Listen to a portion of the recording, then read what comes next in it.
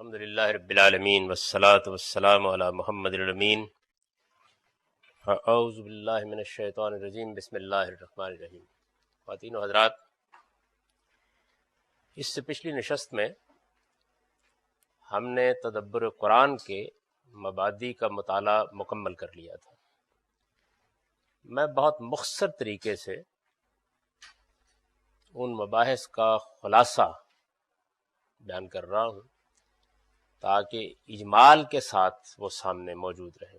اس کے بعد ہم تدبر سنت کے مبادی پر بحث شروع کریں گے۔ یہ بات ابتدا میں بیان کر دی گئی تھی کہ دین کا تنہا ماخذ محمد الرسول اللہ صلی اللہ علیہ وسلم کی ذات والا صفات ہے۔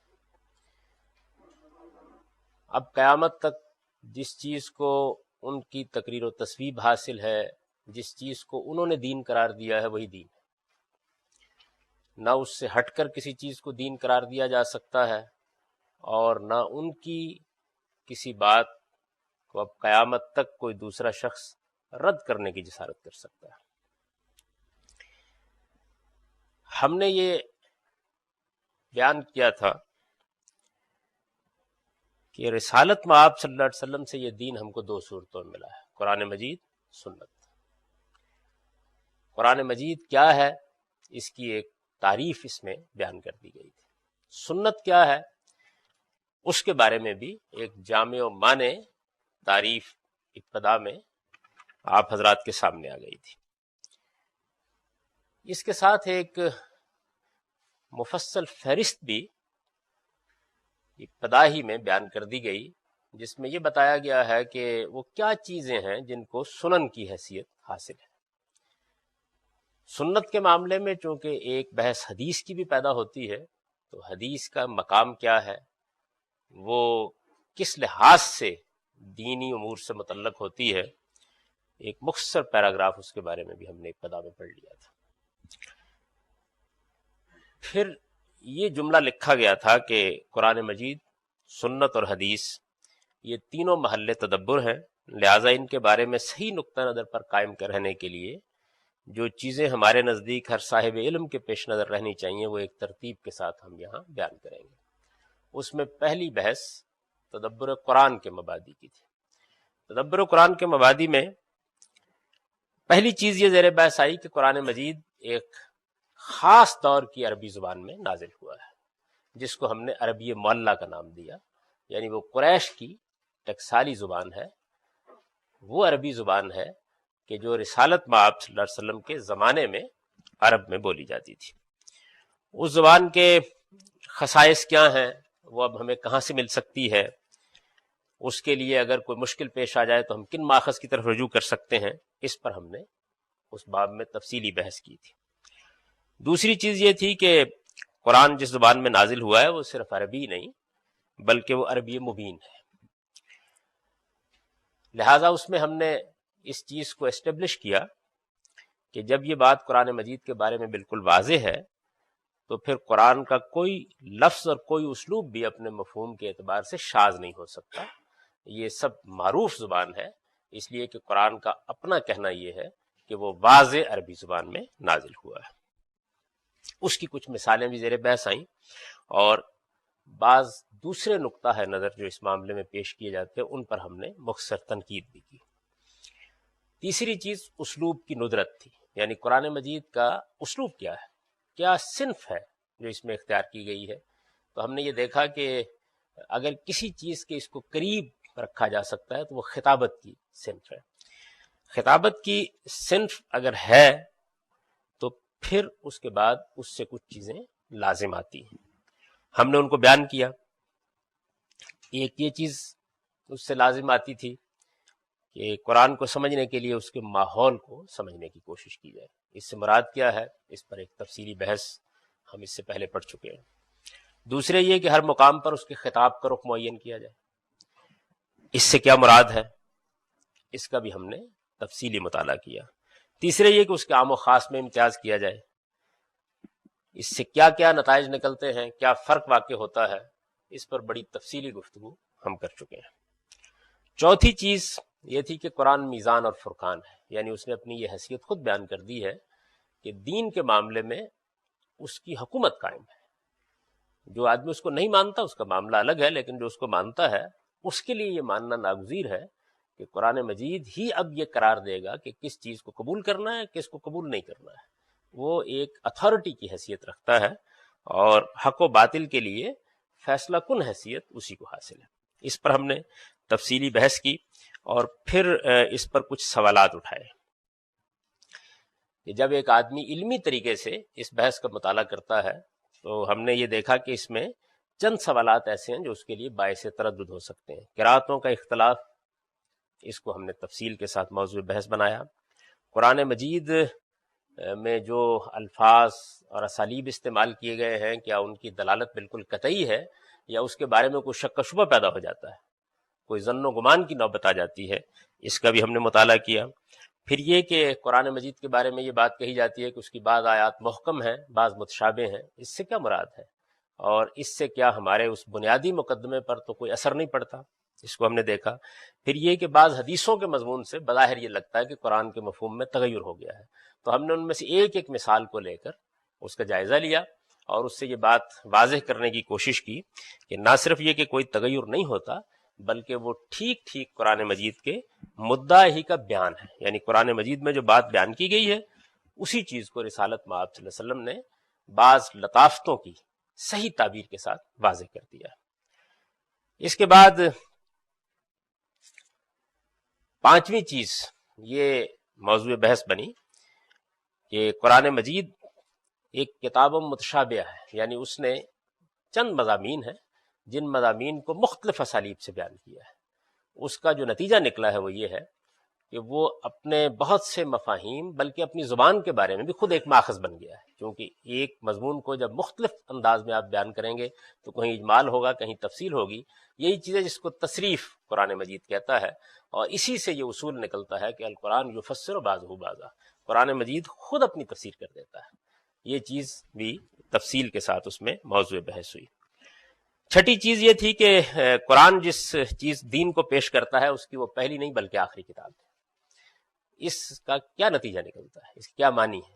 تو اس میں ہم نے یہ دیکھا کہ قرآن مجید کے پس منظر میں اصل میں وہ پوری تاریخ ہے جس کو اگر ملحوظ نہ رکھا جائے تو اس کے مدعا کو سمجھنے میں بڑی غلطیاں لگ سکتی ہیں۔ چنانچہ اس میں یہ بات زیر بحث آئی کہ قرآن کی دعوت اس تاریخ کے پیش نظر جن مقدمات سے شروع ہوتی ہے وہ یہ ہے، یعنی دین فطرت کے حقائق ہیں، پہلی چیز یہ ہے۔ پھر سنت ابراہیمی ہے جو اس کے پس منظر میں ایک دین کی حیثیت سے موجود ہے۔ پھر نبیوں کے صحائف ہیں، یعنی وہ پہلی مرتبہ نہیں آ گیا، تو جب تک اس سارے پس منظر کو سامنے نہیں رکھا جاتا اس وقت تک اس کی بہت سی تعبیرات کو، اس کے بہت سے مباحث کو آدمی غلط سمجھ لیتا ہے، اور بعض ایسی چیزیں اس میں دریافت کرنے کے لیے چلا جاتا ہے جو پہلے سے موجود ہیں، اس کو اس نے بیان نہیں کیا۔ چنانچہ اس کے کچھ نتائج بھی ہم نے اصول کے طور پر بیان کر دیے۔ مثلا یہ بات بیان کی گئی کہ پورا دین جو ہے وہ خوب و ناخوب کے شعور پر مبنی ان حقائق سے مل کر مکمل ہوتا ہے جو انسانی فطرت میں ودیت ہے، یعنی اچھائی برائی خیر شر کا ایک شعور ہے جو انسان کے اندر موجود ہے، اس کی بنیاد پر بہت سی چیزیں انسان غلط اور بہت سی صحیح سمجھتا ہے، یعنی ان کو بیان کرنے یا ان کی فہرست پیش کرنے کی قرآن کو ضرورت نہیں ہے۔ دوسرے یہ کہ سنت قرآن کے بعد نہیں بلکہ قرآن سے مقدم ہے، یعنی سنت اصل میں دین ابراہیمی کی تعبیر ہے اور وہ قرآن سے پہلے کی چیز ہے۔ قرآن مجید اس کے پس منظر میں کھڑا ہے، اس کو پہلے مانا جائے گا، تو اس کے بعد قرآن اس کی کہیں اصلاح کر رہا ہے، کہیں تجدید کر رہا ہے، کہیں اس میں کوئی تبدیلی بھی کر رہا ہے۔ پھر تیسری چیز یہ تھی کہ جو الہامی لٹریچر ہے، تو الہامی لٹریچر بھی چونکہ اس کے پس منظر میں کھڑا ہے، یعنی انبیاء علیہ السلام کے صحف بائبل جیسے ہمارے پاس موجود ہے، تو یہود و نصارہ کی تاریخ کو، انبیاء بنی اسرائیل کی سرگزشتوں کو اور اس طرح کے دوسرے موضوعات سے متعلق قرآن کے اسالیب اشارات کو سمجھنے کے لیے ہمیں اس کی طرف رجوع کرنا پڑتا ہے۔ یعنی یہ بات صحیح نہیں ہے کہ ان کو نظر انداز کر کے آپ قرآن مجید کو سمجھ لیں گے۔ قرآن بہت سی جگہوں کے اوپر ان کی طرف اشارہ کرتا ہے، ان کے بعض مباحث کو بیان کرتا ہے، ان کی طرف تلمیح کرتا ہے، تو یہ ساری چیزیں بھی سمجھنی ناگزیر ہے۔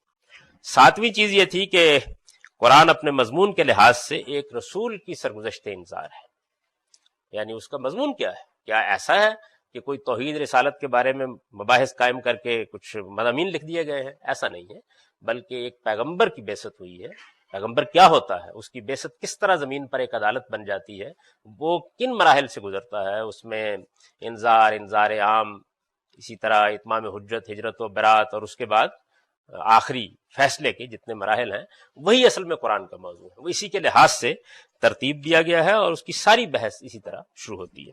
اس سے بھی ہم نے کچھ نتیجے نکالے. مثلا یہ نتیجہ نکالا کہ قرآن کی ہر سورہ میں تدبر کر کے اس کا زمانہ نزول نبی صلی اللہ علیہ وسلم کی دعوت کے ان مراحل کے لحاظ سے متعین کرنا چاہیے.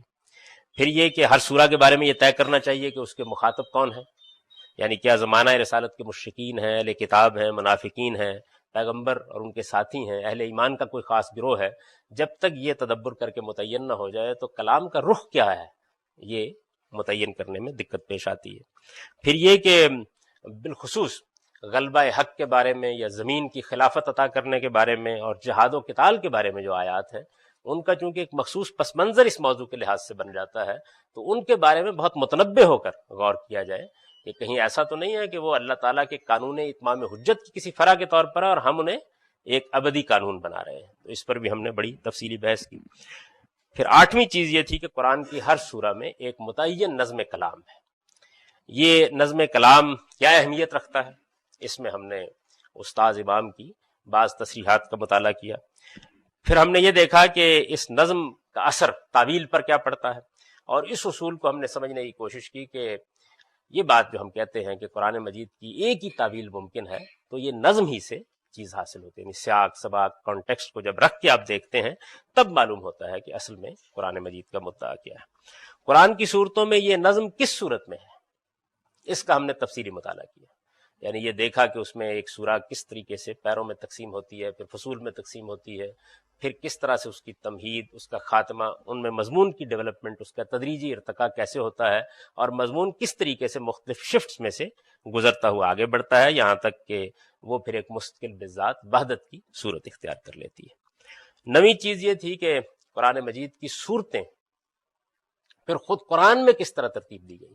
یعنی ایک تو سورہ کا اپنا نظم ہے، کیا کوئی بے ترتیب چیز ہے کہ جس پہ بڑی چھوٹی صورتوں کو رکھ دیا گیا ہے، یا اس میں کوئی معنوی ترتیب ہے. تو ہم نے اس معنوی ترتیب کا مطالعہ کیا اور پھر یہ دیکھا کہ اس میں کس طریقے سے صورتیں بالعموم جوڑا جوڑا ہیں، کس طریقے سے ان کے 7 ابواب بن جاتے ہیں، ان 7 ابواب کے موضوعات کیا ہیں، اور پھر آخر میں اس چیز کا بھی مطالعہ کیا کہ وہ 7 ابواب پھر کس ترتیب کے ساتھ خود قرآن میں رکھے گئے.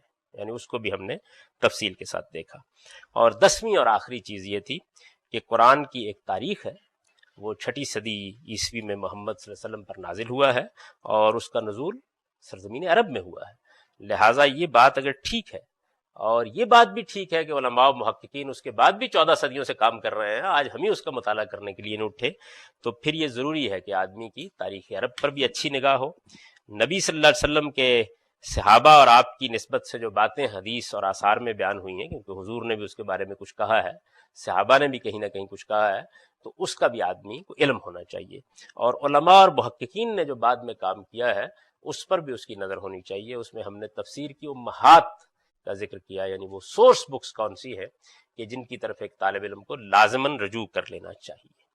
یہ مختصر خلاصہ ہے ان مباحث کا جو ہم نے اس سے پہلے تدبر قرآن کے مبادی کو پڑھتے ہوئے کیے. اس خلاصے کے بعد اب ہم تدبر سنت کے مبادی کا مطالعہ کریں.